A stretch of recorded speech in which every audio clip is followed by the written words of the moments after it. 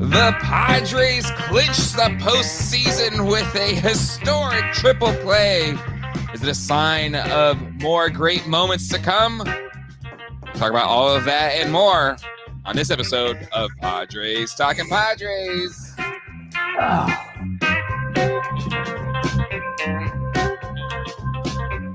Hello, everybody, and welcome to Padres Talking Padres, your favorite San Diego Padres baseball team focused podcast, hosted exclusively by real life fathers. Hello, my name is Jay. With me, as always, is Jerry, and currently at stress level 2, Jack. How are you doing tonight, gentlemen? I don't know how you could be 2. Well, I was at an 8. Yeah, I don't think you could ever, like, I think Jerry and I might be a 2, but I don't think you can achieve 2 status. I'm just saying. I don't think so. Yeah. Oh, I'm at 0. I'm at 0. I had no worries. I've been burned so much in my life that I got no worries. I think I'm at a 1, or I would say realistically a 2. Just there's a little bit of the still not having the top seed locked in, which I think is realistically what's going to happen. But other than that, yeah, it's just you ever have those moments, or maybe you don't, Jerry, because you're a much healthier individual than Jack and I, but where mentally, I'm saying mentally healthy. Okay. Well, I don't know about physically healthy, but have you talked to Jerry? No, mentally. I'm just saying. Whereas I think for Jack I'm not taking and I, any more pills. All right. more so than you, Jerry. If our teams lose, we kind of we're in a bad mood, or it's harder to fall asleep or whatever. But after staying up late for that triple play and then just watching, or that game and ending on the triple play and then watching all the celebrations and everything. By the way, Jerry and I were locked in. We were committed to staying up. Somebody kept saying, well, I'm going to bed. I did. I was so, I hadn't recovered from the, I know. Slept 2 hours on Sunday night to get on a plane. But I had just this moment finally when I did go to bed, of just like laying my head down on my pillow and just having a smile on my face and just not a care in the world. It didn't matter. I woke up. When did I wake up? About the 8th inning. Yeah. And so I said, okay, I'll finish it. Yeah. And then I'm watching, and then when I said on our group chat, I said, my first thought was, why are you going to second? Get the out. And when he because at first I wasn't sure he had him. I was like, that was so close. When you see the replay, bang bang, but I thought it was on our side. And then I'm like going, okay, I'm glad Cronenworth was at second on that play, because I don't think it's made by Bogarts. I don't think it is. No knock on Bogarts. He's just doesn't have the footwork. Yeah. No, but let's just talk about that whole game, and then we'll go to the epic conclusion. And I know they played a game yesterday and lost that game, but whatever. Because it's just there's something about different moments in a team's history that will just carry on forever. Oh, yeah. And that was one of those moments, and it was almost like I didn't believe it happened, which is wild. But before the kind of epic conclusion, it was just it felt like a playoff game, and part of that was Cronenworth being clutch, Mr. Clutch, much like it was in the postseason against the Dodgers, hitting the home run. Like let's talk about, I guess, the first 6 or so innings. Like what were you feeling? Jerry, since you watched the whole thing, I don't know. Like, what innings were you awake for, Jack, before that? I think I was awake just for the. I think it's the bottom of the 7th on. So you didn't even watch the beginning of the game? No, I was out. Okay, all right. So Jerry, we'll make that the second half when you were actually awake. So Jerry, what was your thoughts of the first good chunk of the game? There was a couple of points I was a little worried. The first inning, Michael King had a rough inning. Part of it was Bogarts making the simple error, as I call it. I was on chat for that, because I remember you guys going, "Oh my God!" And I think I asked you what happened. Yeah. So the simple throwing errors, that just, to me, it's just a lack of focus. And I was more I was a little bit of a jack there because I'm thinking, okay, this is could have been a 12, 14 pitch inning, and now ended up being 26. So, but I was happy because Michael King kept his composure, worked his way out of it, and then after that, he found himself because he was a little ragged too. Yeah. The fact that the Padres scored some runs first, like you said, Jake coming through, hitting the 2-run homer. I felt pretty good. I don't know, for whatever reason, I was pretty relaxed the whole game, and until we got to bringing Suarez in, and I think that a lot of people were thinking the same thing. Okay, I thought maybe we might see a change, but when we saw Scott come in the 7th and Adam in the 8th, I was just like, okay, so I guess we're going to Suarez, and I was fine. Like, okay, this is a shield call. Well, the last time Adam, but it's the same. It's the same thing, though. It's nothing against Suarez. It's just guy throws 100, but he throws it straight as an arrow, and his location is just not where it needs to be. Yeah. Which wasn't the story of the first half. He had movement on it, and he was locating it well. Well, he was mixing in a sinker every once in a while too. I mean, I know that he was in the 85 to 90% fastball range. Even we called him Donnie or Robbie fastballs or whatever. Yeah, but the thing is that after a while, scouting reports come out and just say, "Look, don't look for anything else. The guy's throwing 85, 90% straight cheese. Just start looking for cheese, and if you get fooled by one, he's not going to throw it again anyway." Yeah. So, I think that's just not good pitching. Forget the velocity. Not against major leaguers, because you've seen it. Even guys who are not great. I mean, they had that one where if you're pitching it away to a left-hander, they just need to get to it a bit, and even if they're late on it, it's 100 miles per hour. Against the White Sox, that explode off the Sosa, who's like a 220 hitter, he kept throwing it, kept fouling off until he finally got the timing. Yeah, I mean, major leaguers can do that. Yeah. Well, I mean, what started all this was when he gave up the home run to Ramos, San Francisco series, and he hit 2 straight foul ball home runs until he just got a little bit further ahead and hit it into the bag. So I thought the Detroit series started it. Detroit series. I mean, it's probably before that too, I feel like, but Detroit series for sure, when it was like, hey, this is a problem. So I will say, because I think, I don't know if it was in the chat, our group chat, I thought it before I posted in there, at least an inning or two early. Whenever it was Adam Scott in the 7th, I was like, okay, so who's doing the 9th, And to me, strategically, I actually didn't mind the order, right? You had Scott face, what was it, 9-1-2, or did he close with Ohtani? Yeah, so he struck out the lefties, and he made Ohtani look bad. So it's like perfect. And then you brought in Adam, again, someone who's been money aside from the White Sox game on whatever day that was. That was a Saturday. The game we were at. But other than that, money, and he's going Mookie through Teoscar, I think, right? And so cool. You use your best relievers for their best hitters. I'm cool with that. But then what happened was he's still throwing straight fastballs, and even their was it Will Smith, Max Muncy, like they were just 6, 7, 8, 9. Yeah. And like I said, we were talking, Jared and I were talking before we started recording. The one with Kiki Hernandez, he had him 0-2. Yeah. He throws a fastball right down the middle, breaks his bat, but it just loops into the, goes through the outfield. If he throws it inside a little more, he breaks his bat, and it's a pop-up or a ground out. In the end, it's because you can't keep throwing it right down the middle. Yeah. No, I 100% agree. And that's where I know he's not trying to do it. But but it's frustrating. But I think the triple play helped us dodge a bullet. But what was your mindset? Because Colleen actually was sitting with me at that point in the night. And I was telling her, I was like, we're done. It's over. Like, there's no way that Ohtani isn't coming up. And I saw the play, like it's like Wandy Peralta. I'm like, cool. So we're just giving up this game, was my thought. And there's nobody else. Yeah, it's like, why aren't we using Hoeing? I don't know why we're not using Hoeing more. There has to be. Well, I don't know. I disagree, guys. I'm not, and obviously, Wandy's been trash. He's actually been good since he came back. But we've used them like twice. Well, I'm just saying, though. I mean, since he's come back, you got to go lefty on lefty there. You can't. I understand.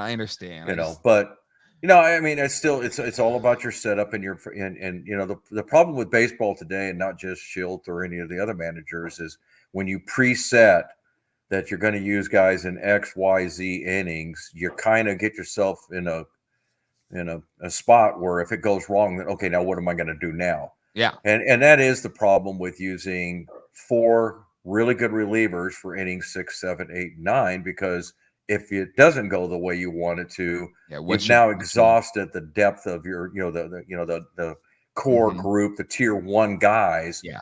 And now you are left with tier 2. And, and I think most managers are okay with that, saying, you know what, if 95% of the time my tier 1 guys take care of it, well, I'll live with that. And I think that's where Schilt, I think that's where his mind is I'm going to use my tier 1 guys. And if they don't make it, well, then I guess we'll go to the other guys. And I think his sequence was great, right? I thought Morahone is great at getting 2 outs and using Estrada to get the 3rd. That's perfectly fine. It was like real quick.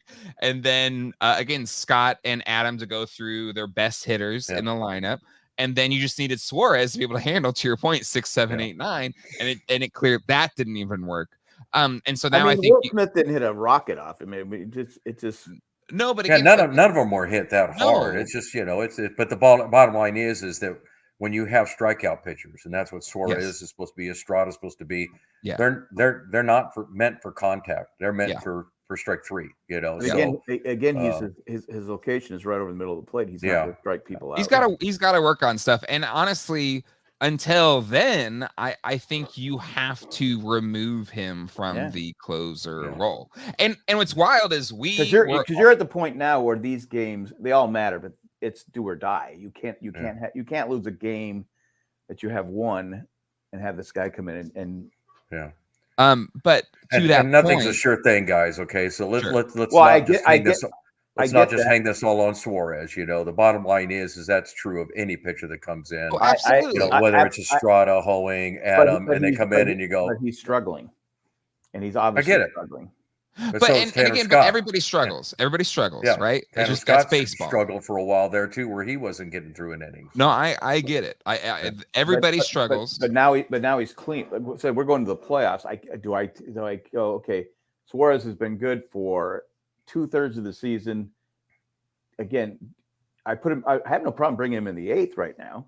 Again, because you'd have a closer you'd have someone behind him that can. Honestly, I think the sequence in which Mike Schilt used him was perfect. Like I was saying, you used your better relievers for the better hitters in the lineup. He just couldn't execute on his chunk of the lineup, which was the easier part. He could go like this. Oh, I got it now. That's my exactly right. But I'm off just a hair, whatever I'm doing. But that's where we have to trust the coaches. We have to trust Ruben Nebla, who I think we all can agree has done a phenomenal job to read the situation. Because I wanted to bring up, we were at the game on Saturday against the White Sox, and Mr. Scott, Scott had a walk-up entrance that basically took Suarez and had his song, and it was used for the first time that night. And I think, Jerry, maybe you brought up earlier, like thought this already shifted, and seemingly so, since he got to have his own walkout entrance. But like, what do you actually, before we get into like what do we do going forward, we didn't quite get the answer to my first question. Was yes, it was great. Also, the seats we had for that game were incredible, and all the thanks goes to the Tamara Gladfelter. Finally, they were great. She's all, oh my gosh, we've gotten great seats every time we've done one of those. That's not what Jerry was saying next to me when we were in there. Goodness, that's not true at all. You can't get me in trouble, Jack. I'm already there. So. You're already dead man walking. The best seats I've ever had at Petco Park. They were really good. Yeah, they were awesome. Really good. But what was your mindset? Because for me, I was like, it's over. We're done. We're toast. And I just was already accepting the fact that we're going to lose this game.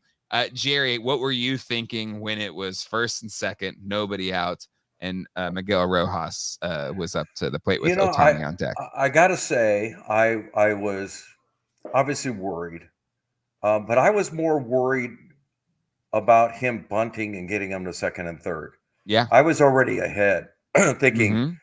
crap, so what do we do here? I think the obvious thing is it sounds silly, but you have to walk Ohtani. Oh yeah. Okay. Yeah. And it's not just because it's Ohtani, it's because it's a left-hander. Mhm. B, you need the force out so that you can Yep. get a possible double play. But C, it scared the crap out of me. It's like, okay, I know we've had a handle on Mookie Betts, but Mookie Betts is not an easy guy to double up. No. So I'm thinking, man, that means we're gonna have to go all the way to Freddie Freeman to probably get out of this. And that's just like that's just too far down the line, right? Yeah. But when he missed the bunt the first time, I remember thinking, I got a feeling he's not going to bunt again. Yeah. I don't know why. I just kind of like, Because who's his I don't know if he's manager? going to bunt again, you know.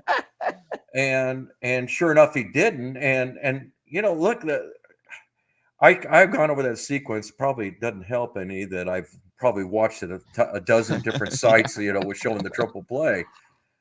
But I got to tell you, I was screaming to Manny when he was going to touch third. I'm like, no, okay, throw it to first. Yes. That's all I could think. Throw it to first. Get the double play. Get us, to 1 out, 2 outs closer.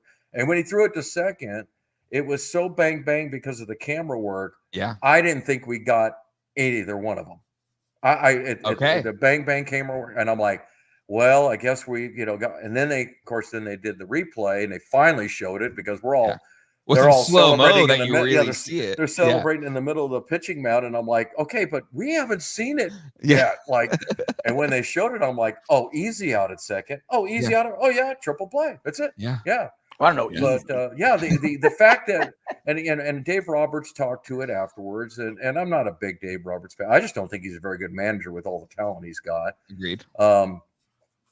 He said that yes, they had the bunt signal the first time, but they took it off because Bogarts was in the wheel play, and they did not want to bunt it to Manny because Manny was going to be able to get it to Bogarts, and they were just going to get it out at third. I'm sitting there thinking, I'd still be bunting though. I'd still be bunting. It's like, okay, what I don't want Rojas to do if I'm the manager is don't hit into a double play.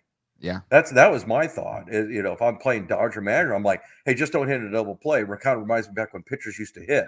Like when they were trying to bunt, it's like, okay, just swing it air. I don't care. Just don't hit a double play, right? And kill the inning.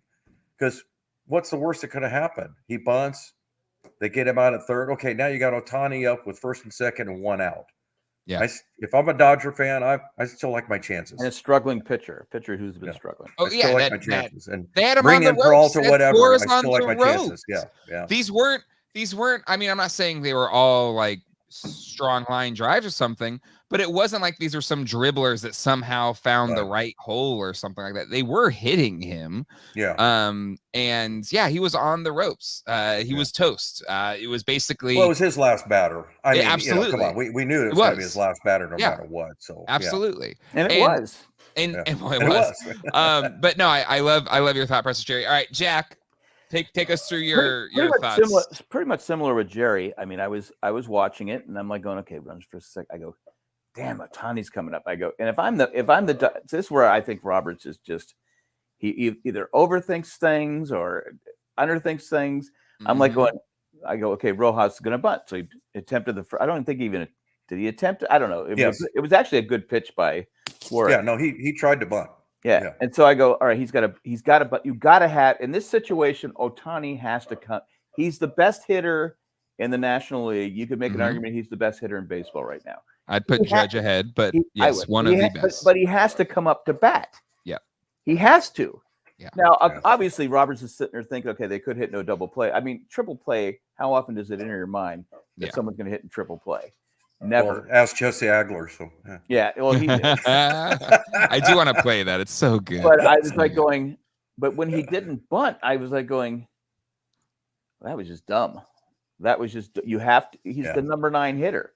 Again, you have Ohtani, and then you have Betts after him. I mean, those are two guys that have given the Padres obviously a lot of problems. Mm-hmm. And I'm like you, when Manny got the ball, I go, all right, double play. And I go, when he went to second, I go, what? And it was like you said, it was bang, bang. I go, Jesus. I go, oh, my God. Well, especially because he had to take 3 steps to get back to third base. That's what scared me. But he threw a perfect throw to Cronenworth. Perfect. who was perfect on the and it's the fluidity of like it was just the fluidity of the that whole was thing. that was a textbook. I mean, obviously, there's not a lot of triple plays in Major League Baseball history, but that was it was an around the horn triple play, not some weird thing. Yeah, it wasn't a runner going out tag. It was legit triple play, and you're like going. That's when you have Gold Glove at third base, Gold Glove at second base, and Solano just has to catch the ball. Yeah, so it was a perfect throw to Solano. I mean, he's got the runner coming. Cronenworth has that runner coming on, and he just takes it, and he just perfect throw to first base. And you're like going, "Oh my God!" Because I was like you, I think, okay, you're gonna have to walk Ohtani. You have to load the bases. Yep. And Betts is either we've controlled him, but up. Yeah. See, I don't know if I would take if you're gonna walk Ohtani. I'd probably keep Suarez in to pitch to it because Peralta was the only one warming up. But I trust Peralta more than him, who was throwing straight. I mean, Mookie's going to hit a straight fastball. Yeah, but I don't know. It's one of those things where it's like I don't feel comfortable with either one of them right now. So, but it worked out. It was great. It was like, oh my God, I can't believe that happened. And I was up for like another hour after that because I was so hyped up. Well, I think that's. I think to your point though, guys, and I'll go a little bit backwards here. What we were talking about before. I think that's why you have to have one of those relievers, and I was talking specifically to Hoeing or Adam available because you sometimes don't need a strikeout pitcher. Sometimes the strikeout pitcher gets in a jam like that, and you need a double play ball. Well, Hoeing was still available, and that's where I didn't get not putting Hoeing in there. That's where Hoeing and Adam are available. Well, look, guys, I don't know about you, but that ninth inning happened fast. I don't think there was time to warm anybody up. But in my head, I'm just like, I think I even texted it on the first or second hit. I was like, get Hoeing ready. Let's go. Right. Like, you got to, like, I trust Hoeing more than Wandy. I get Wandy's been better since he's been off the IL. I don't know if Hoeing, they're nurturing him along. But even at the second batter, this was the fourth batter that ended up hitting the triple play. Yeah, that's not enough time for a guy to warm up. No. It's just not. True. So they did go out there and have a long meeting. They did. I do think that as we go into the playoffs, and we all know this, that playoffs shorter leash, and I think there are going to be times where even Scott or Adam or whoever's coming into the game, there's going to be somebody already starting to warm up after one hit, like one hit, and it's like, all right, let's get somebody up, because you can't wait like you can during the regular season for 3 or 4 batters to get on and say, hey, I guess we're going to have to find somebody else for this. How cool would it be if our starters went 6 or 7 innings?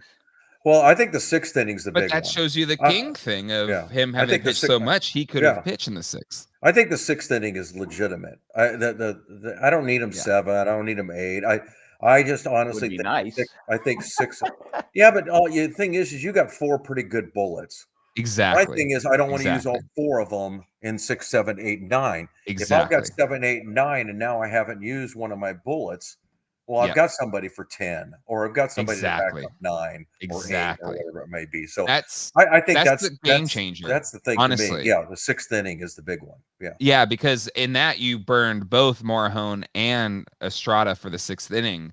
Yeah. If King doesn't have so many pitches earlier at that first inning, he maybe goes through the 6th. And to your point, Jerry, now you've got 4 or 5 pitchers for 3 innings, and you've got a lot more options for I think you're going to see a change, guys, because the playoffs coming and everything.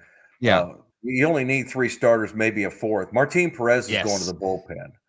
And that's a valuable guy to have because that absolutely is the left-hander we need, because I don't think Matsui is going to be on the postseason roster. He hasn't pitched. I would agree. Forever, I don't think that's going to happen. And there was talk on the radio this morning about the 13 pitchers that you're going to need, because you got 13 position players you need. You got your 8 plus your DH. That leaves you 4 subs. Well, that Lockridge, just because of his running skills, Solano, Diaz, and Peralta.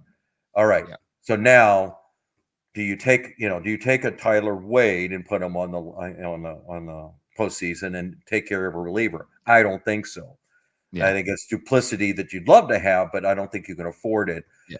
You got your 4 starters that are probably all going to start at some point. Hopefully, I mean, this is if you keep going.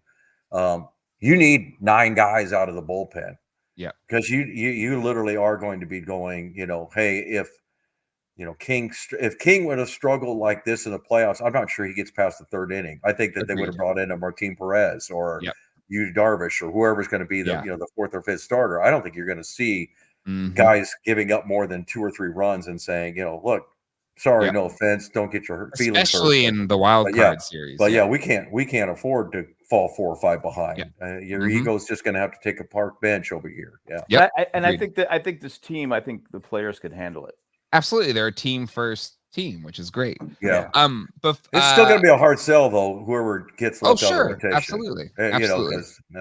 But I mean, Darvish seems very team first. Martin Perez is there to support the team. I even think King would, whatever it is. I do think Niebla, they have the trust in him. They have the trust in Schilt and everything that they do. I think everything's already working out anyway. We talked about it a couple of weeks ago, and the natural rotation right now would be that if King is not needed on Sunday, on Sunday, both aren't right. Yeah, he's pitching game 1. Yeah, exactly. He's pitching game 2, and Musgrove's pitching. Hopefully, I'm hoping. I wanted to talk about this day. I'm hoping King doesn't have to pitch this series. Oh, absolutely. No, if he does, we're in trouble. Yeah. I mean, that means we've lost 4 in a row. The Mets have won 4 in a row, and Arizona has beaten us. And well, that's why tonight winning really gets important. It's I don't want to say it's huge. You don't have to do it, but it sure takes a lot of the angst out of it. Because now you still have a shot at the division. I mean, still have an outside shot at the division. Yeah. But well, the big thing is to me is if we lose tonight, we have to beat Arizona 1 game. Yeah. Because otherwise they get the home field advantage. Exactly. I do want to just go back to, or at least close out my experience of the triple play in that. Yes, sir. And I don't want to play the Jesse Agler call because I don't think anybody cares. No, but I do, Jay. Thank you. No, I was so stressed. I thought we were going to lose. But what I was doing during our pitching innings towards the back half of that game, I was so stressed out. My heart's just like beating through my chest. I started muting when our team was pitching because I didn't want to, because you can hear the anxiousness in Arcillo, you can hear the roar of the crowd or whatever, and I just didn't. It was just stressing me out. Right? Exactly. I didn't, and it was keeping me calm. So I'm there watching it, and they hit the triple play, but I'm not hearing anything. So I see it, but I'm like, did it actually happen? Because I think that was a triple play. So then I unmute it, and then it was like a triple play. I was like, oh my God. So at first I was just like, I saw it, but didn't know if it was real or not. And then when they challenged, I was like, oh shit, maybe it wasn't real. And then once you see the slow-mo play of each one, then it's locked in. The only one I was worried about was second base. That was the only one. And it was close. It was. It actually wasn't that close, Jay. I mean, like I said, in real time. Well, I think part of it was because of the camera work. You just didn't see it very long. Yeah. It was like boom. It's about 6-7 inches. Yeah. No, it wasn't even close enough to. The replay was probably one of the quickest replays they had all year, and they covered all 3 bases. So yeah. The funny thing is though, Jay, and I'm not just saying this to be a Dodger hater. Number one, the amount of empty seats that they had was surprising. Right. Pathetic. Number 2, you talk about the crowd. I didn't hear the crowd until the 9th inning. There sounded like there were a lot of Padre fans there. I heard more Padre. Let's go Padres. Let's go Padres. Yeah, and so I'm a little surprised. And look, we'll go back all the way to the first of the season. We were talking about the Dodgers, and I just said, the Dodger fans are just kind of like ho hum. Mm-hmm. So what? We win the division. So what? We don't go anywhere. And I truly think it's kind of set in with them like it did with Atlanta. I remember Atlanta's attendance going down back in the 90s when they won, 13 divisions in a row, but they only won World Series. Fans are a little particular when that. It's like, great, you're going to the World Series, and we lost again. Oh, great, we lost the division thing. Oh, great, we lost. After a while, regular season kind of gets muted. We're not there as San Diego fans, but I'm telling you, we've made it 3 out of 5 years. Maybe fast forward to our future selves in 5 years, and if we've made the playoffs every year and we haven't won a World Series yet, we're gonna be going, okay, enough of this regular season crap. How are we ever going to win? Anything more? I will say in just San Our Diego, window is closing. I will say in San Diego's Mine is. defense, if we're putting a park on the field, because it's just the vibe is different. And LA is just a different town. It's a very phony, superficial town. Versus San Diego, which is a more, I don't know, real city. No offense, LA. I was just in LA for a week for work, and it reinforced. I was there for a day. Yeah. But I did want to play the Jesse Agler play call, and this one I love that San Diego Padres did, where they put the audio over the actual play. Let me know if you all can. Hernandez at first, Edman at second, nobody out for Miguel Rojas, and Ohtani will be on deck. Best case scenario, obviously, would be Miguel Rojas somehow hits into a triple play. 0-1. Swinging away, ground ball to Machado. He hits third, that's one. Goes to second in time, on to first, a triple play! A triple play! And the ball game is over! The Padres clinch a postseason berth on a 5-4-3 triple play. Manny Machado starting an around the horn triple play to clinch a playoff berth. And the Padres are going to party at Dodger Stadium tonight. Talk about So good. And just an offhand comment, obviously, and if you asked him, I'm sure he'd tell you the same thing. Like, I wasn't predicting it or anything. I'm just, just putting the obvious out there. Like, oh, I love a triple play. I'd be like, did you hear it? I predicted it. But I love Jesse Agler, but usually he doesn't have that emotion, or he doesn't, like, I feel Ursillo captures the excitement, and Don Ursillo calls a lot more excitable. Yes, but did you see the video of Darno Ursillo? Yes. They showed it's him. like as he's going on, and he's like, yes. like jumping every out. He's just like getting a little higher. Didn't see that one. Oh, you did? It was during the game yesterday. They showed the triple play, and they had a little kind of superimposed video of him calling as he was making the call. Yeah. And it's like he's on a third, he's on a second, he's on a first. He's just like getting higher and higher. This goes to we were talking in the our chat what Manny's baseball IQ is. I mean, people all first half of the season, we're stuck with this contract. What a mistake it was for Preller to do. I kept going. I go, what am I missing? I go, he carried us last year at the end. I go, what am I missing with this Manny Machado thing? He plays great defense. Then he started getting healthy. And now he's carrying. I mean, he's without him, we're not in this position. And I agree. Without him at third base, we don't make that triple play. Agreed. I think some of it is that fans are just unrealistic. I mean, I'll call it what it is. We expect our superstars to perform at a high level every night, every day, every game, as if they, look, again, Hall of Famers hit 300. That's successful 3 out of 10 times. Look, you don't have to be a mathematician. 1 for 3, 1 for 3, 1 for 4, and most of us would go, he's doing all right. I mean, come on, let's be real. 1 for 3, 1 for 3, 1 for 4. Like, that's all right. What's a 300 hitter, And, we expect them to come through. But, I mean, I'll be honest with you. Last night, I was like, come on, Manny. Come on, Jackson. Somebody lied into one right now and everything, and they didn't do it. And I'm like, wow, not my expectation, so to speak, but I've gotten used to it. It seems like somebody does it every night. You get spoiled. And I got to say, my good friend, Harold Reynolds, I actually agree with him for a second time this year because when he was talking about that play, he literally said, Manny Machado is the only third baseman who would have made that play. Not Arenado, not anybody else. Yep. And I'm like, wow, like, okay, there we go.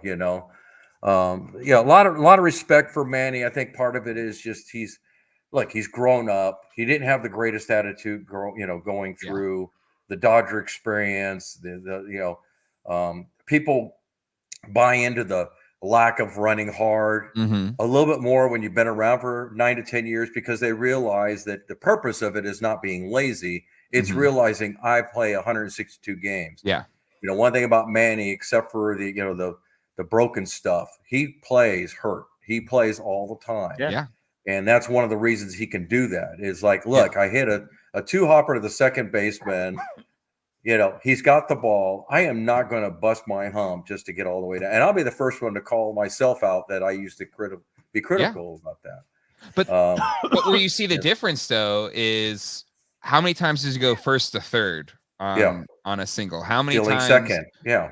Stealing second, or tagging up. And he has the in-game awareness to where if he like whatever he hits, like if he has a chance, he busts his butt. Oh yeah, if it's to deep short, he's going the whole way. Yeah. Yes. So, and so, but it is the I think it is that ability to make it look so easy and his ability to slow the game. Like even in that moment, to have like that kind of stone cold, you know, not letting the moment kind of overtake him and just being like, nope, I'm going to take these 2 steps. I'm going to throw a freaking dot.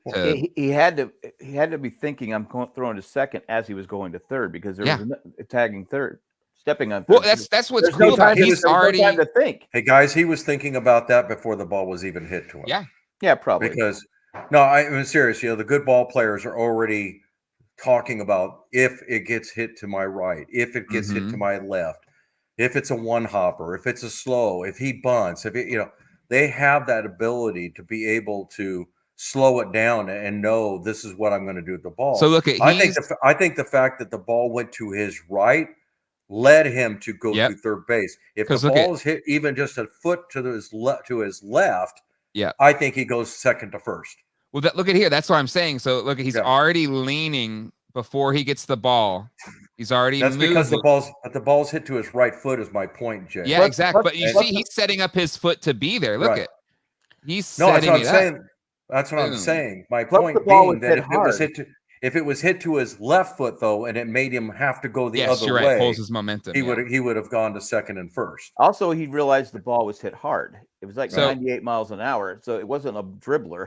He's looking at the bag, but now by the time he touches the bag, he's already locking in to set. Like it's just beautiful. And he has a great accurate arm. And then Cronenworth, that's a great play too. Right, because it's to him, got it in the glove, in and out over the top, boom. Yeah. Now it's just an all-around great play, but I venture to say that though that Manny already had it in his mind that if the ball's hit to my right, I'm stepping on third. I don't know if he predetermined he was going to go to second or first, but he knew the possibility, obviously. Yeah. But if it goes to his left, I can pretty much guarantee, that he's no way he's going to take 5 steps to get back to third base. Because he's going to go to second. It's an easy double play. Yeah, it's an easy double play. Yeah. About 25 years ago, that would have been just there have been runners at first and third because the runner would have taken Cronenworth out. Now Jack, you were going to say something before then. I was just saying the ball was hit really hard. I mean, it wasn't like 97 a slow roller. Then he's then you got now the double play is tough. Yeah, now you just go to first. Yeah. No, good fortune smiled upon the Padres. Let's face it. Good fortune smiled. A little bit of the Peter Seidler magic. I don't like the fact that all these talking heads are now jumping on the bandwagon. This is stay away. Hey, stay away. I don't care. I don't. I really don't. This is how people become fans, though, Jack. I'm not talking about the fans. I'm talking about the talking heads. All of a sudden, the Padres are my team. But I think that's what Jerry's saying is it's good because that's going to bring more people in because the national media is talking about it. If they win, right? People are going to come back in. It's just a matter of winning. I don't need these guys jumping on you stay away from our mojo. We've done fine without you. Leave us alone.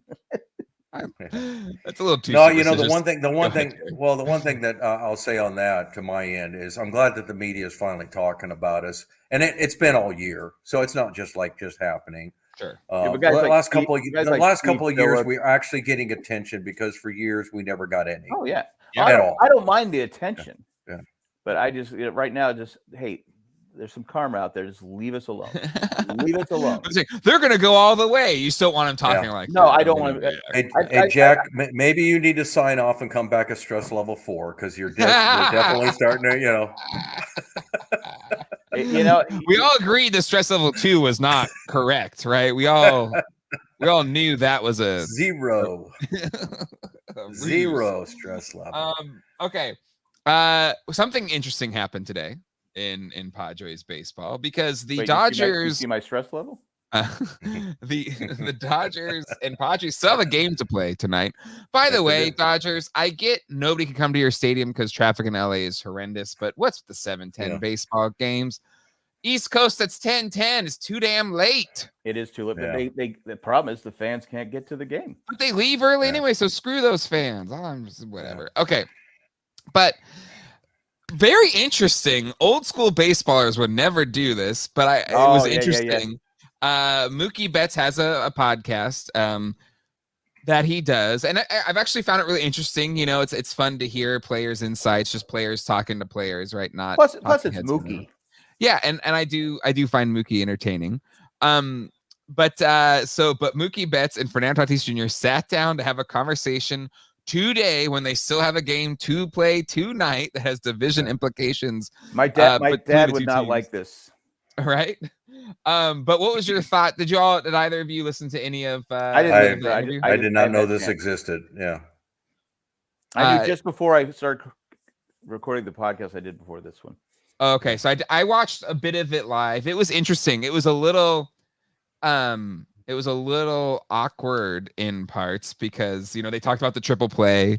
And this actually I have that queued up right here, so you can kind of hear that perspective, which I thought was interesting. So let me real quick. There we go. All right, here we go. Let's listen to this little clip from the interview today. You guys won on a triple play. What are the odds? Exactly. Because we were in the dugout and we were all like, okay, what just happened? What just happened? when you I mean, it was crazy. I was like creeping in, because you're trying to back up whatever base. And then I saw Miggy pulling back and he just hit it to Manny. And then I started running to second base. To the back. Yeah, it's a back pick. And then I just saw the dog going to first base. And then I probably ran the fastest on the game, just going to Manny like, what just happened? Yeah. That was crazy. But I mean, that's definitely history. And you clinched a postseason, bro. Yeah. Right there. Yeah. You can't write it any better than that.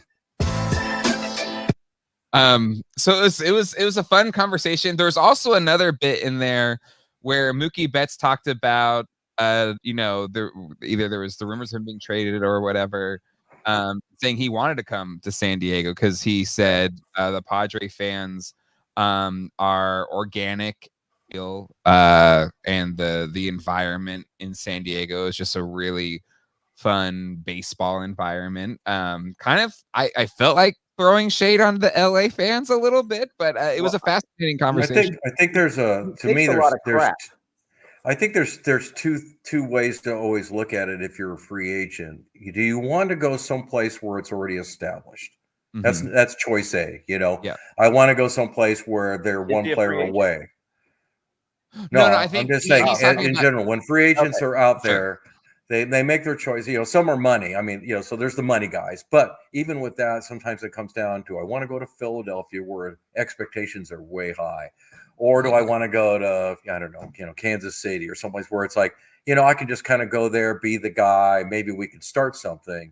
And I think San Diego was always that before, was the, I just want to go someplace where I can maybe be a start of something good. And I know there's a lot of haters out there, but that's what I always thought about Eric Hosmer when he came over. It's like, I think I can go over there, and you get Will Myers and me, and we can start something. Let's get these guys, because Eric Hosmer obviously succeeded in a very minimal market at Kansas City with the team that they had there, and I just think there's just some guys that they yearn for that. We are San Diego State fans. We think of Kawhi Leonard.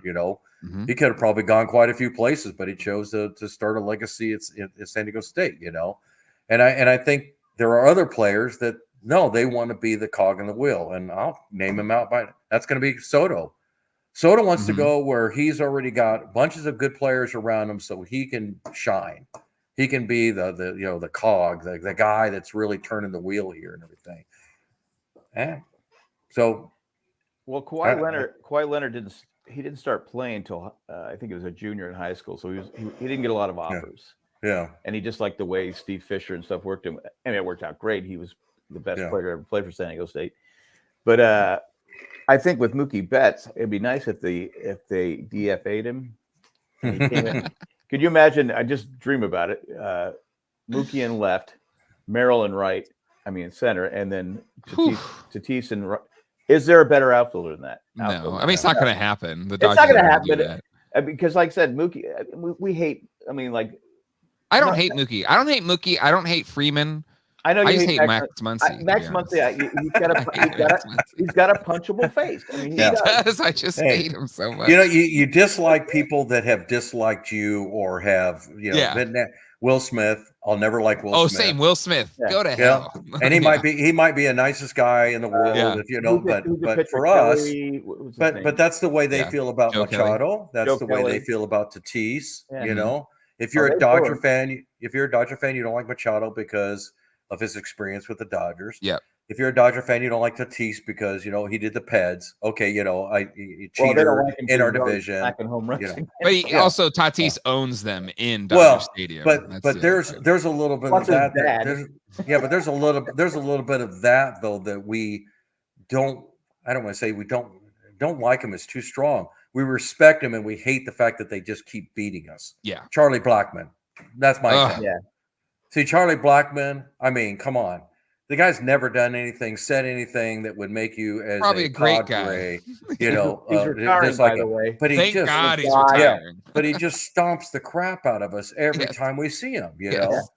So to me, that's the difference. And, knowing the history of Freeman and Tatis, Freddie Freeman's son's Max, Tatis is his favorite player, and the camaraderie that some of these guys have, you just, it's like, yeah, but when they're on the field, I want to beat them. And I think that's the way that conversation with Mookie and it was. That's basically what they said. Like, they said people are probably going to be mad at us, but we can sit here and talk and everything. But when we get on the field, I want to beat you. Yeah. Exactly. And that is almost word for word what they said. It's just like, was anyone? Okay, I'm sorry. Go ahead.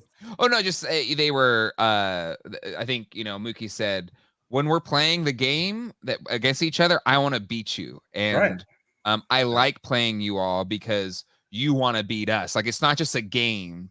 Right. We want to win, and we're playing to win, and you are playing at a high level, and we're playing at a high level, and that's exciting to be in that kind of game. But also, to me, what is more important and why I like having these conversations, even if we're rivals, is there's a point when we're done playing baseball, and we're gonna have all these years of being in the fraternity of baseball players together, and have that friendship that's going to go way longer than our time on the baseball field, and that is why these conversations are important to me. I thought that was really.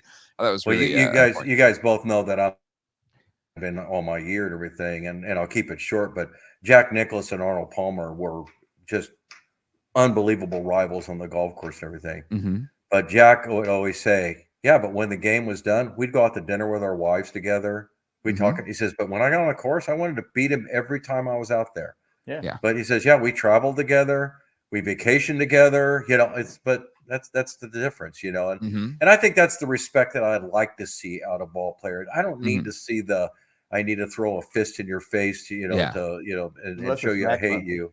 It's just I like and who wants to beat him? I mean, we all play games or whether it's a board game, whatever. Who wants to beat somebody that's not trying, or doesn't care? Like when you have position players pitching. Yeah, but that's my competitive level. I don't want to beat somebody that doesn't care. No, give me your best effort. If I beat you, great. If I don't, then I shake your hand and say, okay, you got me. But for somebody to come out there and just say, oh, I'm just not trying. I'm just well, then we'll go play another foursome. I want to try. Yeah, I want to try. Agreed. I did want to mention Rowdy Tellez for the Pirates.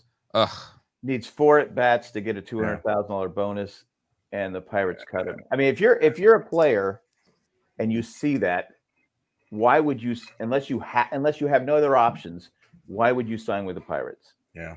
I just thought that I'd go, come on. But I think that goes to what we're seeing in Oakland, and it is terribly sad to see passionate fans get screwed over because sports team owners don't give a crap. and they all protect each other. And I think we talked about it before, but like Mark Cuban saying the Pirates owners, like, he doesn't care. He doesn't care about the fans. He doesn't care about he makes money whether his team sucks or not. So he's just cashing it in. And he's saving himself $200,000, and exactly. And I'm not sure if it's that straightforward, guys. My initial reaction was classless, Yeah. But then you sit there and you go, okay, but what is Rowdy Tellez was on a 1-year contract, He knew what he was signing up for. But he signed up. I know, but he signed up for performance-based metrics and everything. And the bottom line is but was he really one of their better players? I mean, is it, if this is a guy that was hitting 300 and had 40 home runs, and you're like, sorry, we're going to cut you because you know what, we don't want to pay. There was some coverage on the performance, but still, it's a bad look. It's a bad look, no doubt about it. Yeah, long-term move. If you're trying to win, like the Pirates are not, a long-term move. If you do that, I'm sorry, it sends a ripple through the Players Association. Don't sign there unless you have to.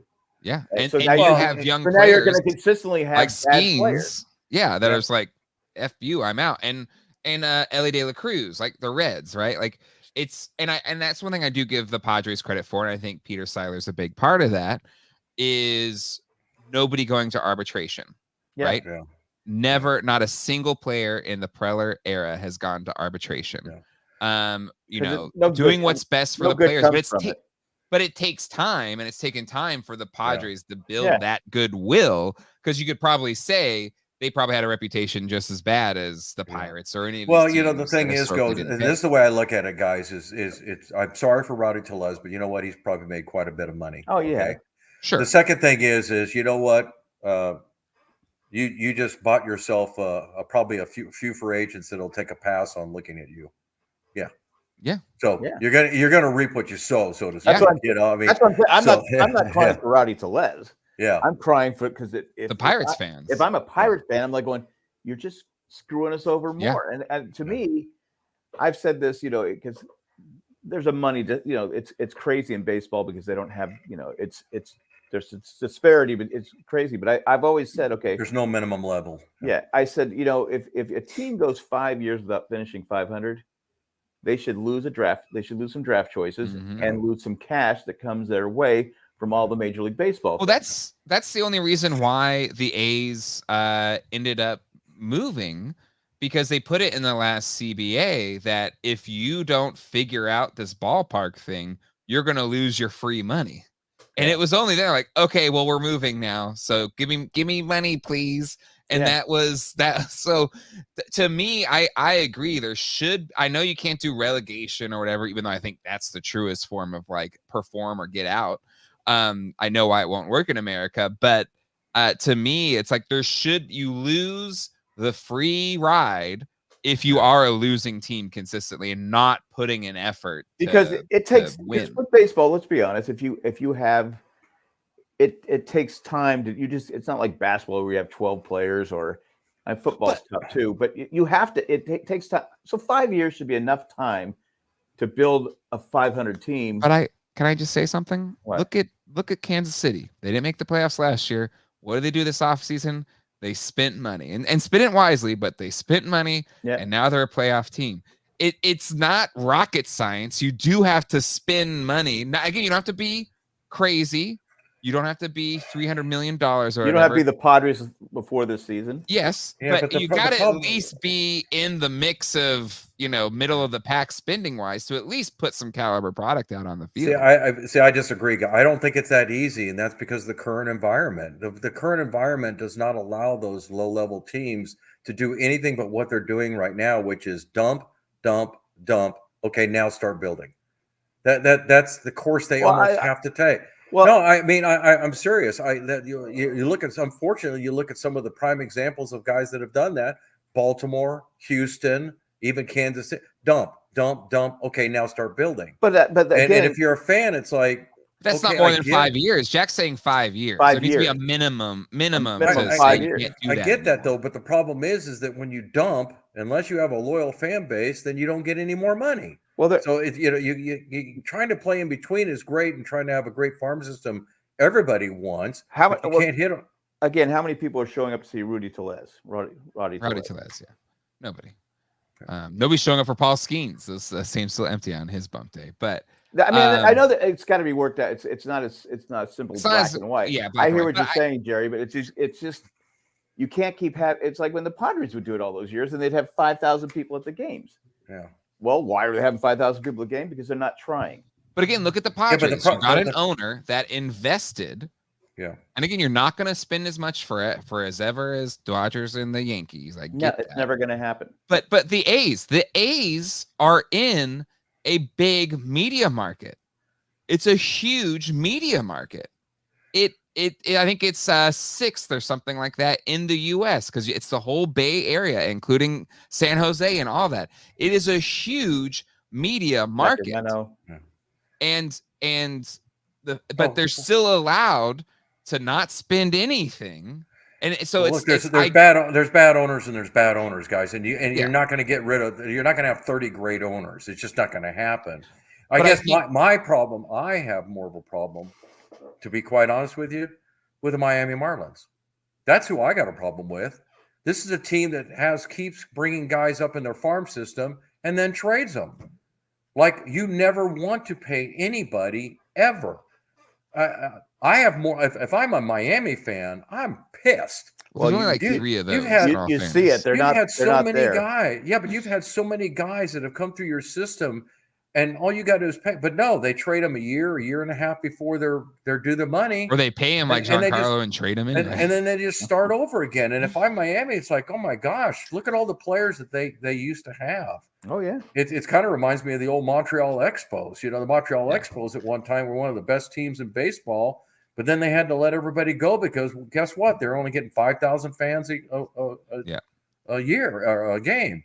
You know, I think every city has its own challenges, but if I have a successful farm system and I'm shipping these guys out, I got more of a problem with that than somebody who's not having any luck with the farm system and can't afford.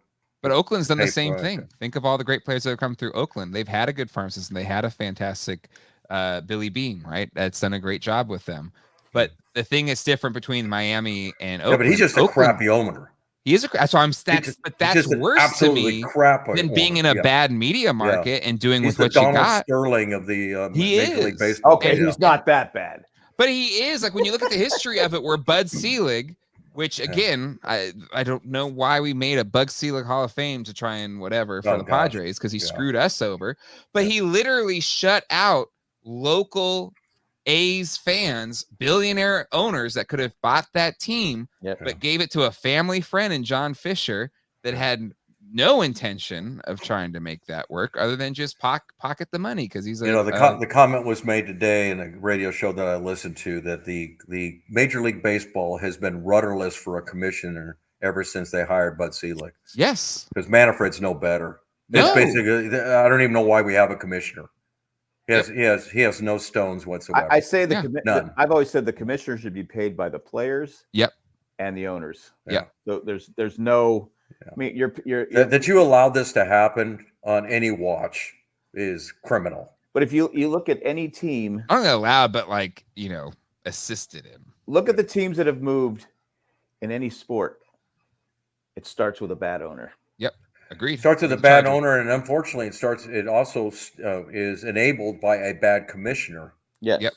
But again, in a lot of cases, the commissioners are just there to cover CYA, the owners, right? Yeah. And it's like, and look, I don't think there's a good commissioner around. I really don't. I look at Silver. Because that's their design. I look at Goodell, and yet they keep putting these guys on. Jerry Jones is the commissioner of the NFL. I mean, let's get real. I mean, he's the commissioner. I mean, he's got all the votes. He's the one that got the votes for the Chargers to move, right? He's the one that you've got those, and Silver just coddles to the players. I don't know why the owners keep paying him. So anyway, all right, let's close this thing out. We're coming up on time here, and I do want to do one last time What did we predict last week? What Jerry? I wasn't here. Yeah, what did I you guys predicted predict? the Padres will be in the playoffs. You didn't pick a game count? I thought we picked the games, didn't we? Like a No, number? I don't. No? believe we I did, don't no. remember. I can't remember. All right. Well, we've got tonight's game against the Dodgers. Hopefully we win, and we got 3 against Diamondbacks. So 4 games total. What do we think the final number is going to be? We're at 91 wins right now? 3-1. I'm abstaining. What? I'm It's the abstaining last because time. no, I'm abstaining because if they beat the Dodgers, then they don't have to play for anything else. Okay. So you're going to say they win tonight? Well, I hope they do. I mean, that's because again, I'm not stress level 10 or even 2 because we're already in the playoffs. But I would like to get it over with tonight. I don't want to go to Arizona and have to win a game to get that advantage. Do you Okay. think I don't it'd have been better if the Padres? I know it's tradition that you party after you clinch. Would have been better to say, okay, we're not going to do this until. Nah, I like the Yeah, you party. gotta Especially celebrate after your the triple victories. play. Like, Yeah, how you- do you not? You got to I- celebrate your victories. And quite honestly, I think Jack, to your point, I think they really wanted to do it because they were at Dodger Stadium. Yeah, that's true. So, Yeah. no, it's a tough one, Jay. I really do believe that they need to win one game, and yes, they will win one. I just would love to because here we get into the whole what's your setup, because now you literally can go into Arizona and just say, you know what, well, we got Rest your pitchers, Martin yeah. Perez. Oh, Yeah. Okay, well, let's bring up, let's let Alex Jacob, start a game. Let's let I- Sean I- Reynolds start I- a game. To keep this a yeah. secret, I did have a call Yeah. from the Padres too. I Okay. can see it You're saying changing. you're And that's you're what abstaining from picking the number. the I would- Padres will be the number 1 wild card. Okay. All right. Okay, that's fair enough. Stress level 10. What's your prediction over there? 3-1. Okay. Inri, who's in the chat, did 4-0. We don't have Oz here because I'm sure they would say 4-0. That's 2 weeks in a row, Oz. Where are ya? Oz? And thanks for joining us. You know what? Oz yeah, isn't here. Henry, I got yeah. stress levels 20 now. I'm gonna say 2-2. 2-2 is my prediction. Either one. Did you see that? Right down the middle. Right down the middle. You've you're been the saying- 500 man all year long. Yeah, he's been consistent from day one. I mean, hey, that's part of the battle. Oh my God! All right. On that note, I am predicting Musgrove will throw 6 shutout innings tonight. ooh, I like that. We need No Joe. We need No Joe tonight, and some offense would be nice. Yeah. Yeah. Beyond Tatis just smoking homers. Hey, players know the situation. I Yes. guarantee you they know that they don't want to go to Arizona and have to win one of the 3 games. They want to get it done now. And we're going Agreed. against Bueller. Yeah. Let's blow him up. Merrill Kelly. Yeah, first game. Let's blow them up. All right, do it. everybody, that will do it. The next time we're here, we'll be in the thick of playoff action. Playoffs. And hey, listen, it's better than having to be our last show of the year. We'll see you all next. Oh, we're gonna do Thursday. off season, guys. Yeah, we Sure, gotta we'll do, some but it won't be off-season. probably Yeah. every week. We'll just maybe What? once in a while. It's gonna be like 5 You can times. do every week. Take some time. Spend time with your family. Come on, family. Family. Family. All right. On that note, we'll see you all next time. Hasta luego. Bye, guys. Bye. All right.